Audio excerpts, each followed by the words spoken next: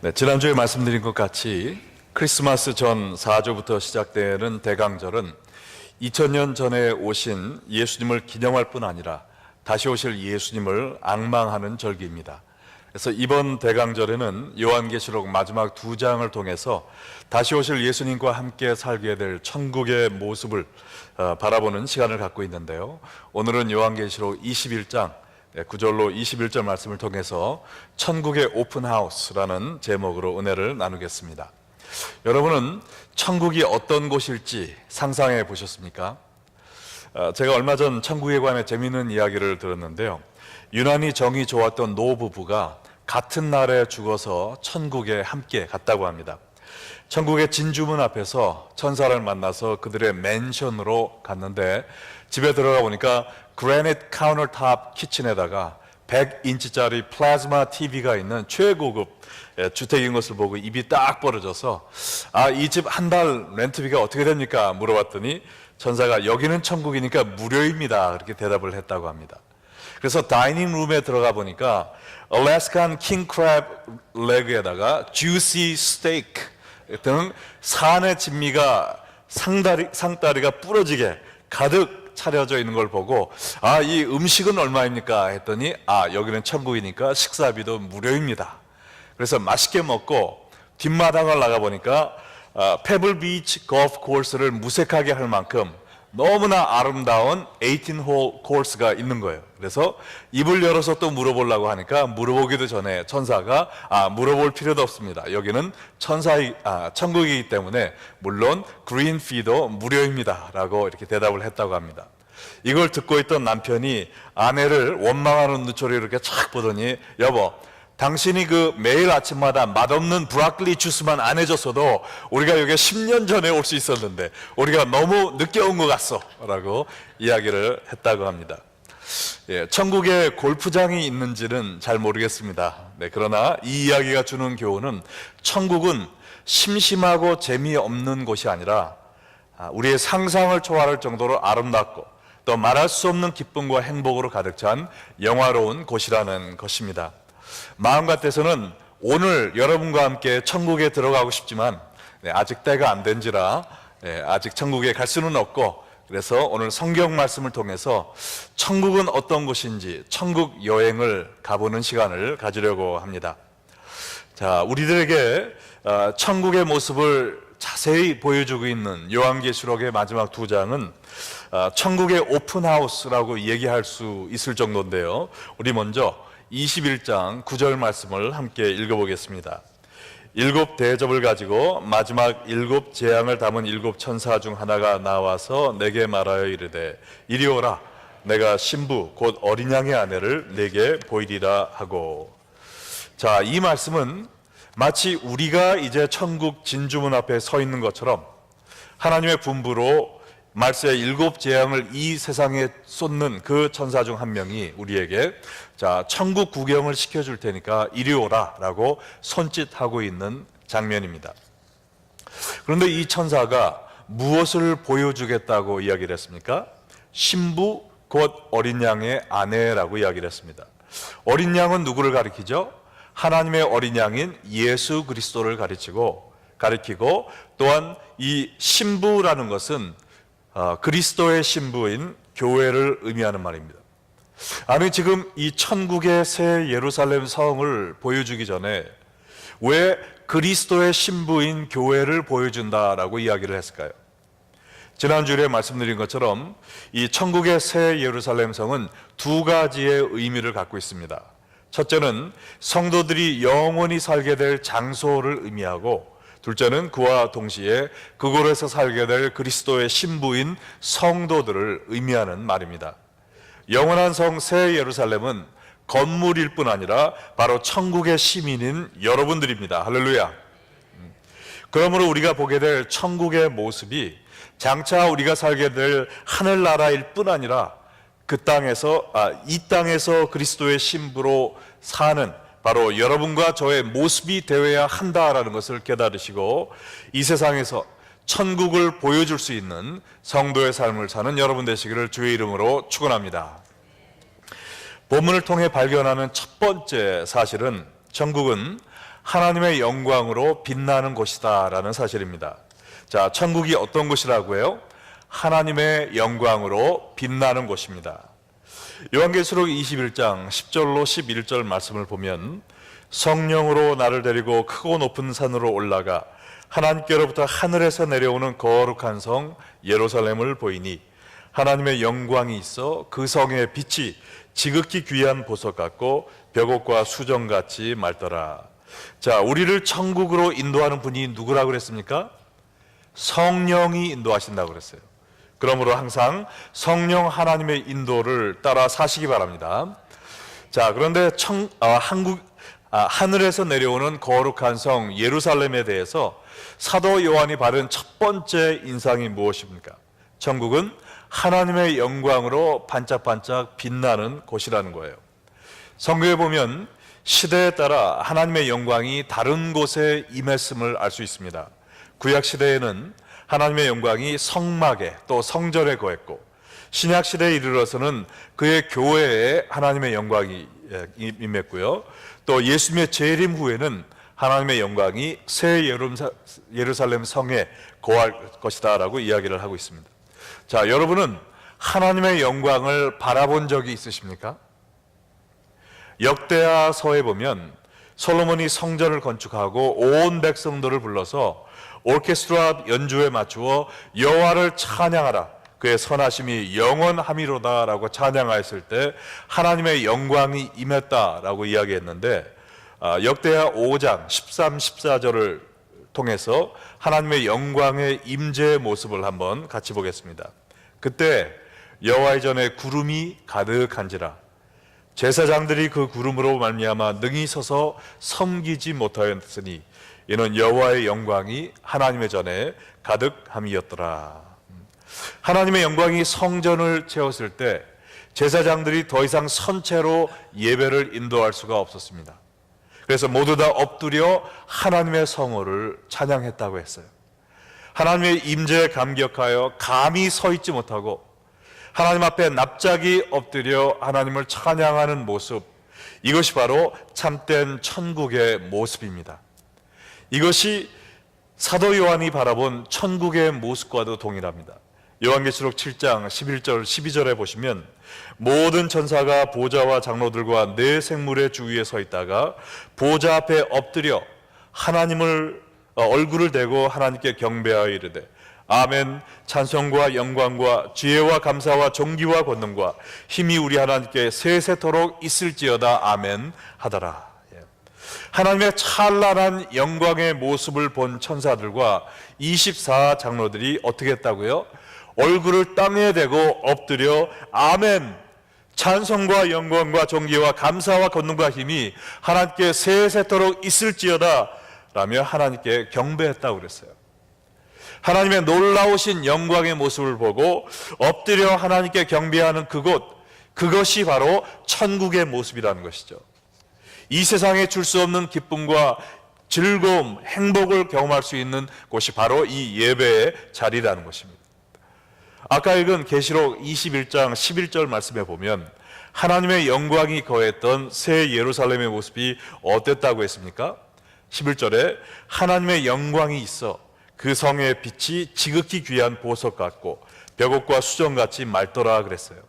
하나님의 영광으로 인해 새 예루살렘 성이 보석처럼 빛났다라고 했는데, 여기에 빛이란 단어는 스스로 만들어 자체 발광하는 빛이 아니라 다른 곳에서 나에게 비추는 빛을 반사한다라는 뜻을 가리키는 단어입니다. 새 예루살렘이 귀한 보석처럼 빛나는 이유는 천국에 LED 라이트를 많이 달아서 아니에요. 그것이 아니라 하나님의 영광의 빛을 받다 보니 그 빛을 자연스럽게 반사함으로 말미암아 찬란한 광채를 발하게 된다는 것입니다. 이것이 바로 교회를 향한 하나님의 뜻이기도 합니다. 성경은 성도들이 무엇이라고 그랬죠? 하나님의 영이 거하시는 성전이라고 그랬어요. 성전은 어떤 곳입니까? 하나님의 영광이 임재하는 곳이죠. 그 영광의 빛을 받은 성도들의 모습이 어떠해야 될까요? 얼굴에 빛이 나야 된다는 것입니다. 기름기 많은 음식을 먹어서 나는 빛이 아니라, 값비싼 화장품을 발라서 나는 빛이 아니라, 하나님의 영광을 바라보고 엎드려 경배함으로 우리의 삶에 비추어지는 하나님의 영광을 반사하는 그러한 빛이 이 세상의 빛이 되어야 된다는 것입니다. 할렐루야. 여러분, 우리 교회 6글자 비전이 뭐죠? 지속적인 변화잖아요. 날마다 그리스도를 닮아가는 제자가 되는 교회, 이러한 참된 변화가 어떻게 일어날 수 있을까요? 우리의 힘과 노력으로 아무리 용서받자 우리가 변할 수 없다는 것을 우리가 다 알고 있습니다. 그러면 어떻게, 언제 이러한 지속적인 변화가 나타납니까? 우리 고린도 후서 3장 18절 말씀 함께 읽겠습니다. 우리가 다 수건을 벗은 얼굴로 거울을 보는 것 같이 주의 영광을 보매 그와 같은 형상으로 변화하여 영광에서 영광에 이르니 곧 주의 영으로 말미암음이니라. 하나님의 형상으로 변화하는 역사가 언제 일어난다고요? 주의 영광을 보매, 하나님의 영광을 보고 엎드려 경배하는 그 순간에 나를 모르게 예수님을 닮아 하나님의 영광의 빛을 발하는 사람이 된다라는 것입니다. 이 말씀은 시내산에서 40일간 하나님의 영광을 바라보았던 모세에 관한 이야기예요. 그가 시내산에서 내려왔을 때 그에게 어떤 일이 생겼습니까? 그의 얼굴에서 빛이 너무나 밝게 빛나서 수건으로 얼굴을 가려야 될 정도였어요. 이것이 바로 하나님의 영광을 바라본 사람들에게 나타나는 거룩한 변화라는 것입니다. 여러분도 참된 변화를 원하십니까? 지속적인 변화를 원하는 분들은 아멘으로 크게 화답하시기 바랍니다.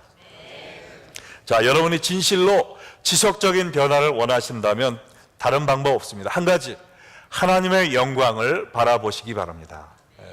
주일날 예배 와서도 그냥 찬송 부르고 설교 듣고 헌금 내고 가는 것이 아니라 우리의 예배를 받기에 합당하신 하나님의 영광의 모습을 바라보고 가야 됩니다.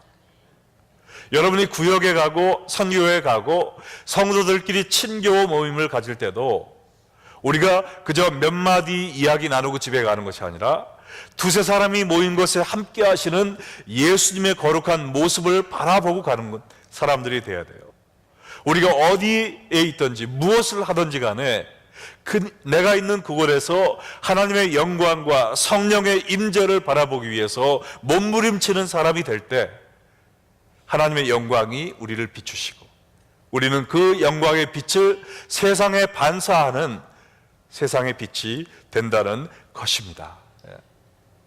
지난 금요일 미스바 집회 끝나고 제가 집에 갔는데 저는 목요일 날 밤에 떠나서 금요일 새벽에 도착했고 제 아내는 며칠 더 있다 지금 시카고에 돌아오기 때문에 집에 아무도 없이 혼자 했어요. 외롭더라고요.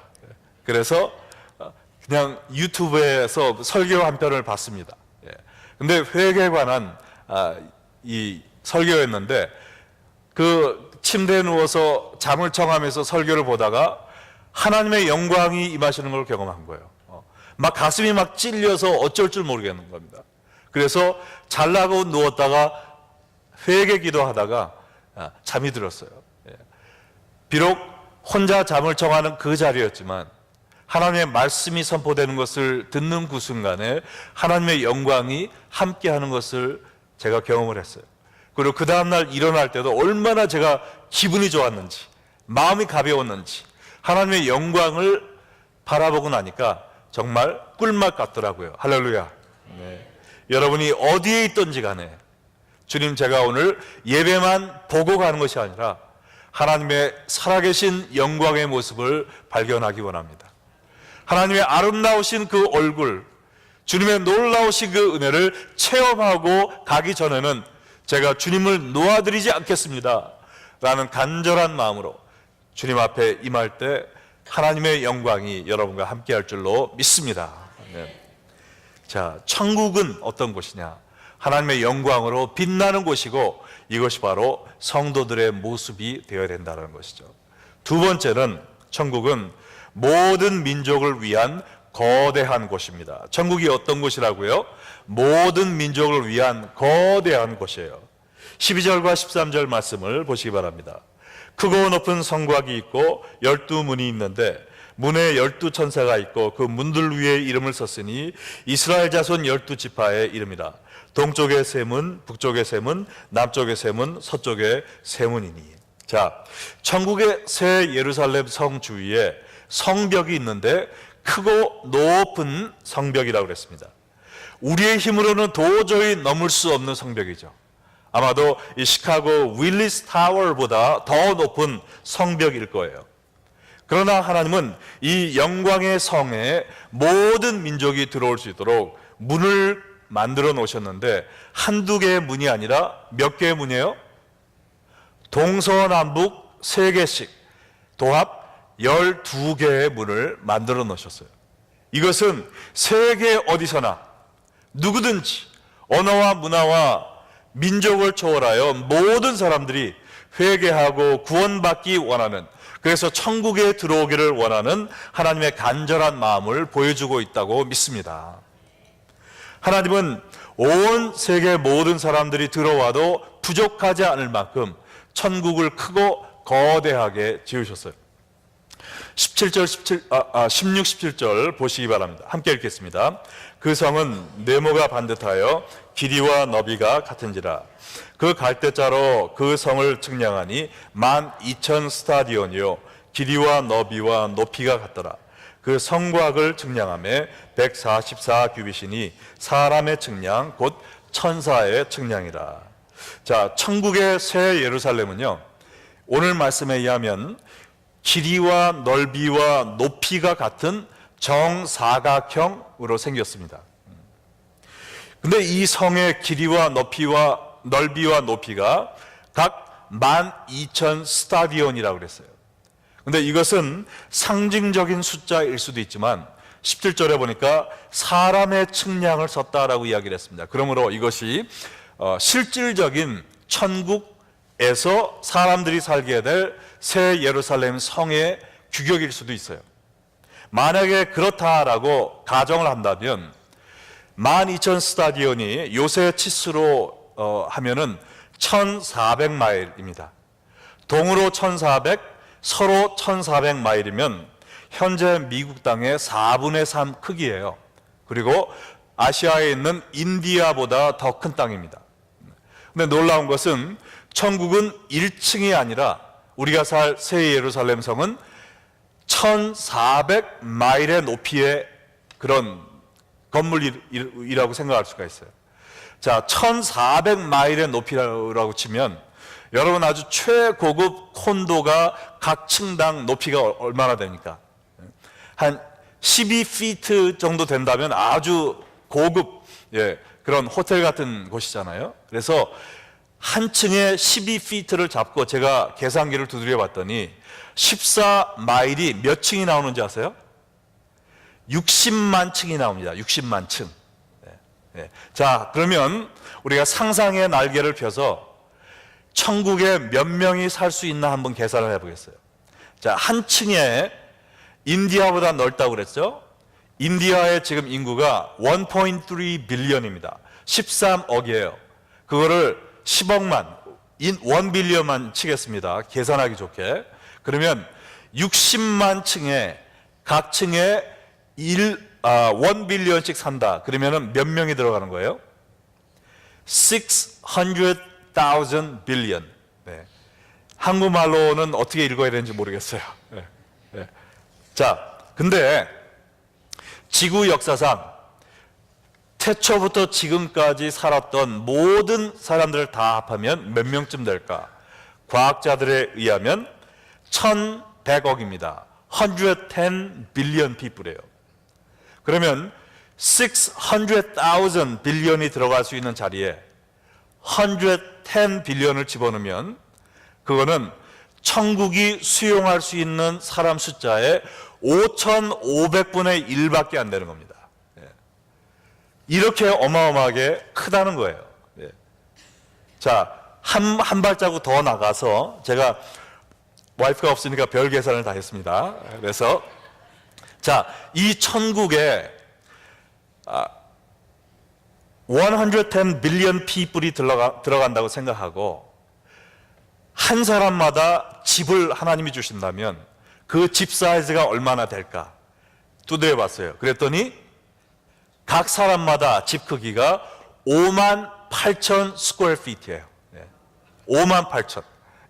여러분, 이 세상에서 가장 큰 집도 58,000 되는 그런 개인집은 없습니다. 여러분이 천국에서 구하게 될 하늘의 맨션은 이 세상에서 정말 찾아볼 수 없는 크고 아름다운 맨션인 줄로 믿으시기 바랍니다. 자, 그런데 중요한 것은요, 오늘 여러분이 설교를 듣고 내가 천국에 가면은 6만 스퀘어 피트 집에서 산다, 그거를 기억하시면 안 됩니다. 이거는 그냥 추측해 본 거고, 중요한 것은 뭐냐, 하나님께서 이 세상 모든 민족이 천국에 들어오기를 원하셔서 이렇게 크게 새 예루살렘 성을 만들어 놓으셨다는 사실입니다. 하나님은 모든 사람이 구원받기를 원하시지만 모든 사람이 구원받지는 못해요. 왜냐하면 우리 모두는 죄인이기 때문에 예수 그리스도를 믿고 우리의 죄를 용서받은 사람만이 천국에 갈 수 있는 겁니다.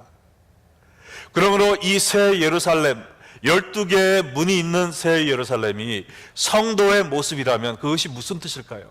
그것은 바로 우리가 우리의 마음문을 활짝 열고 세계 모든 사람들에게 천국의 복음을 전해야 된다는 거예요.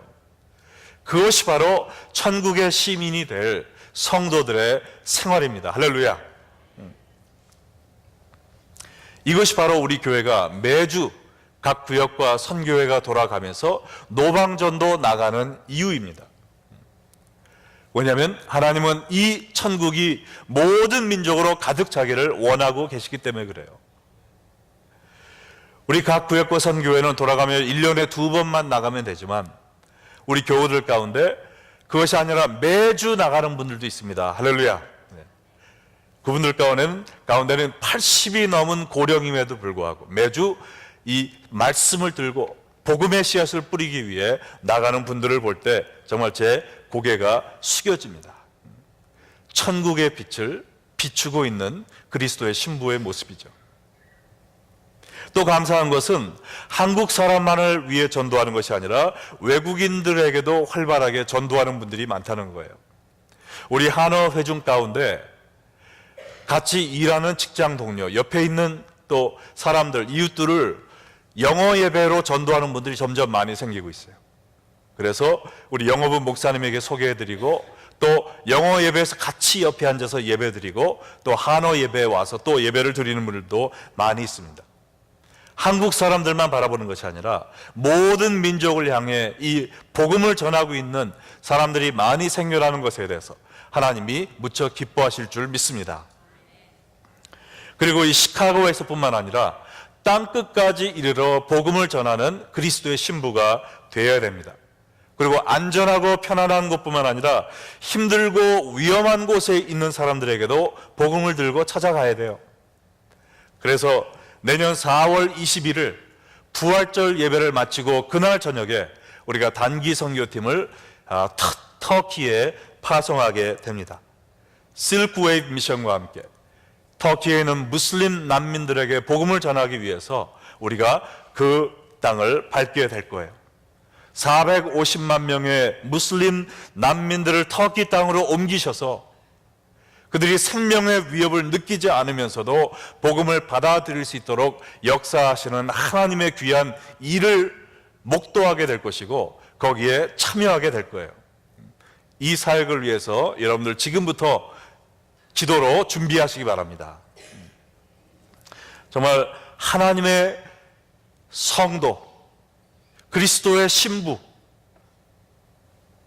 하나님의 백성들은 하나님의 영광을 바라보고 엎드려 경배함으로 우리의 삶 속에 우리의 얼굴에 하나님의 영광의 빛이 발광하는 그러한 삶을 살 뿐더러 12개의 문을 열어놓고 온 모든 민족을 이 돌아오기를 기다리고 계시는 하나님의 심정으로 우리가 가는 곳마다 우리의 입을 열어 복음을 전하는 그리스도의 신부들이 되어야 될 줄로 믿습니다. 마지막 세 번째 우리가 보는 천국의 모습은요, 귀한 보석으로 장식된 아름다운 곳이라는 겁니다. 요한계시록 21장 18절로 21절에 보면 그 성곽은 벽옥으로 쌓였고 제스퍼라고, 그 성은 정금 pure gold라고 했어요. 그 성의 성곽의 기초석은 바닥도 각색 보석으로 꾸며져 있는데, 거기 보니까 벽옥, 남보석, 옥수, 옥보, 녹보석, 홍만호, 홍보석, 황옥, 녹옥, 담황옥, 들어보지도 못한, 또 비치옥, 또 청옥, 자수정, 거기에다가 12문은 12진주요, 성의 길은 맑은 유리 같은 정금이다 그랬습니다.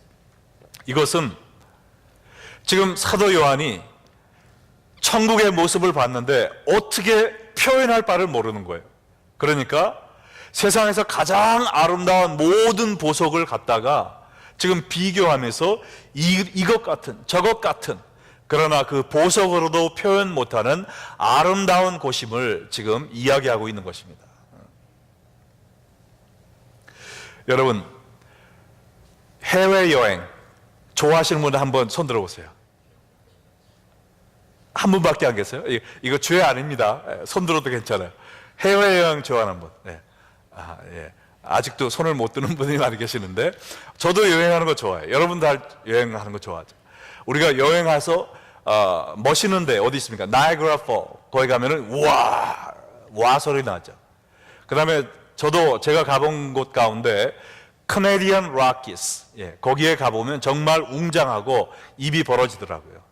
콜로라도도 멋있고, 정말 아름다운 곳을 보면서 우리가 와 하지만요, 지금 우리가 보고 있는 이 지구의 아름다운 것은 하나님이 창조하신 에덴 동산에 죄로 인하여 타락하고 지금 curse, 저주받은 폐허를 보고 우리가 놀라고 있는 겁니다. 하나님이 처음에 창조하신 이 땅도 지금처럼 이런 땅이 아니었어요. 인간들이 죄 짓고 타락했을 때 이 땅도 함께 저주받았다고 그랬습니다. 로마서 8장 20절로 21절 한번 같이 보겠습니다. 피조물이 허무한데 굴복하는 것은 자기 뜻이 아니요 오직 굴복하게 하시는 이로 말미암음이라. 그 바라는 것은 피조물도 썩어짐의 종로로 만돼서 해방되어 하나님의 자녀들의 영광의 자유에 이르는 것이니라 그랬어요. 허무한데 굴복했다고 그랬는데 이것은 God's curse라고 그랬어요. 아담과 하와가 타락함으로 말미암아 이 자연까지 타락하게 됐고 저주를 받게 되었어요. 그래서 지금 우리가 보는 땅은 하나님이 창조하신 원래 아름다운 에덴 동산에 지금 폐허가 된 땅입니다. 이걸 보고도 우리는 어리석게도 야 너무 좋다 너무 좋다 너무 좋다 하고 있어요.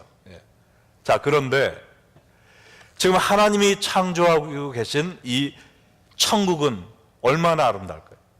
하나님이 에덴 동산과 이 세상을 지었을 때 며칠 걸렸죠? 6일을 걸리셨습니다. 근데 지금 성경에 아담부터 쫙 따져보면 지구의 나이가 6,000년으로 나와 있어요.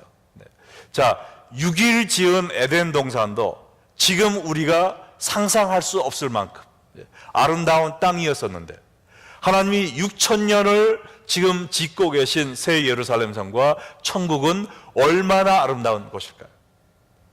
여러분이 인간의 언어로 그 땅을 표현할 수 있겠어요? 표현할 수가 없는 겁니다.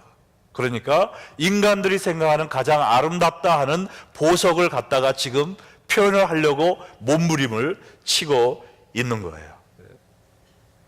나중에 하나님의 사람들이 예수님이 재림하실 때 이 육의 몸을 벗어버리고 이 첫째 땅과 하늘이 풀어지고 하나님이 예비하신 새 하늘과 새 땅에 들어갈 때, 우리의 영광의 몸으로 들어갈 때 이 온 자연도 회복이 되는 겁니다.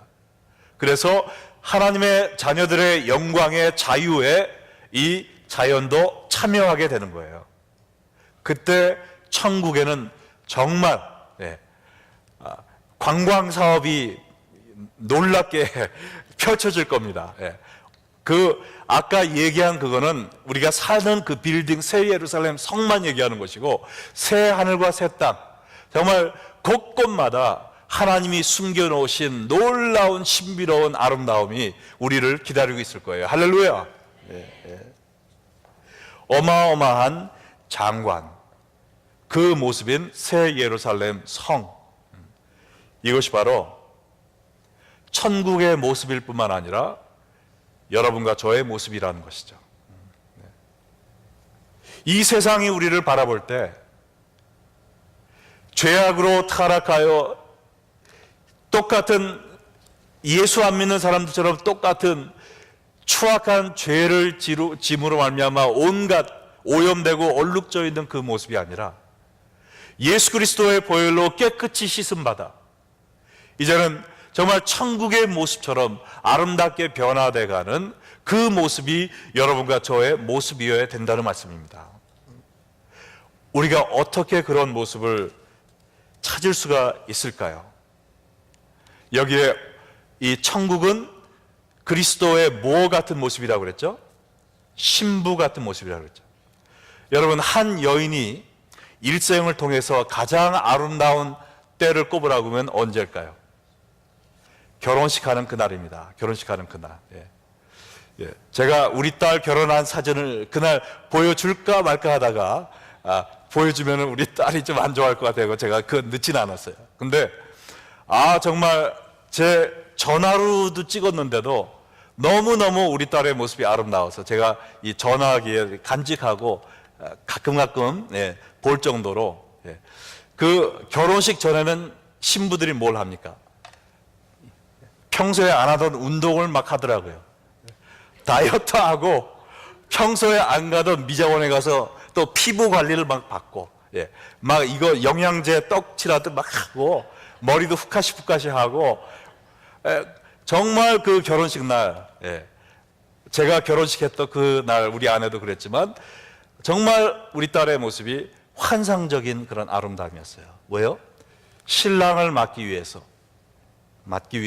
자기 자신을 열심히 최선을 다해 준비하는 정결한 신부의 모습이 정말 아름답게 보석처럼 빛나더라고요.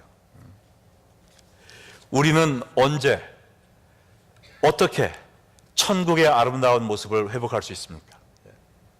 신랑을 기다리는 그러한 마음으로 우리의 영원한 신랑 되실 예수 그리스도를 앙망하며 준비하며 사는 그 사람의 삶 속에 참된 아름다움이 있다는 겁니다. 뭐 비싼 옷 입어서 아름다움이 아니에요. 남들처럼 뭐 코가 높고 키가 크고 뭐 팔등신 그래서 아름다움이 아닙니다. 하나님이 원하시는 성도의 아름다움은 예수 그리스도를 향한 그 사랑으로 빛나는 아름다움이란 거예요. 다윗의 고백을 보세요. 시편 27편 4편 4절에 뭐라고 그랬습니까? 함께 읽겠습니다. 내가 여호와께 바라는 한 가지 일 그것을 구하리니 곧 내가 내 평생에 여호와의 집에 살면서 여호와의 아름다움을 바라보고 그의 성전에서 사모하는 그것이라. 이것이 바로 하나님이 보기 원하는 성도의 아름다운 모습이라는 거예요. 다윗이 원하는 것 딱 한 가지라고 그랬습니다. 더 큰 집, 더 큰 성공 아니에요. 딱 한 가지. 내가 여호와께 바라는 한 가지가 있는데 내 평생에 영원토록 여호와의 집에 거하면서 새 예루살렘 성을 의미하는 것이죠. 거기서 여호와의 아름다운 영광의 모습을 바라보며 그 앞에 엎드려 경배하며 하나님의 집에서 하나님을 사모하는 영원히 찬양하는 그것이 내가 바라는 한 가지 소원, 이 천국의 소망을 가지고 살았어요. 그렇기 때문에 하나님께서 다윗 왕을 이렇게 귀하게 쓰신 것입니다. 여러분은 지금 이러한 소망을 갖고 살고 계십니까? 여러분이 원하는 소원 한 가지를 적어내세요라고 하면 지금 뭐 써내시겠어요? 우리 집 모기지 좀 페이업 했으면 좋겠습니다. 건강한 모습 20년만 젊었으면 좋겠습니다. 이 사업 잘 돼서 조기 은퇴하고 세계여행 다녔으면 좋겠습니다. 그것이 소원입니까? 여러분의 한 가지 소원 무엇입니까? 성도라면 우리의 한 가지 소원은 내 평생 하나님의 집에 거하면서 하나님의 아름다우심을 바라보며 나의 사랑을 고백하는 그것이 나의 평생의 소원입니다. 이 고백이 나와야 될 줄로 믿습니다. 이렇게 예수님을 바라보며 그리스도의 신부로 나를 정결하게 지키며 단장하며 그날을 준비하며 앙망하며 사는 그 사람의 삶 속에서 아름다운 천국의 모습이 드러난다는 것입니다. 여러분, 이 아름다운 천국에 가기 원하신다면 여러분의 삶이 이 천국으로 먼저 변해야 됩니다. 예수님을 모시고 하나님을 내 마음에 모시고 사는 성전이 되어 하나님의 영광으로 빛을 발하고 하나님의 마음으로 내 마음의 문을 열어 온 세상 사람들에게 복음을 전하고 또한 예수님을 사랑하는 그 사랑으로 정말 아름다운 모습을 하나님께 또 이 세상에 전파할 수 있는 천국의 성도들이 될 때 하나님이 여러분을 통해서 영광 받으시고 또한 여러분의 삶 속에 기쁨과 만족이 이 세상이 줄 수 없는 평안이 가득 찰 줄로 믿습니다. 다 함께 기도하시겠습니다.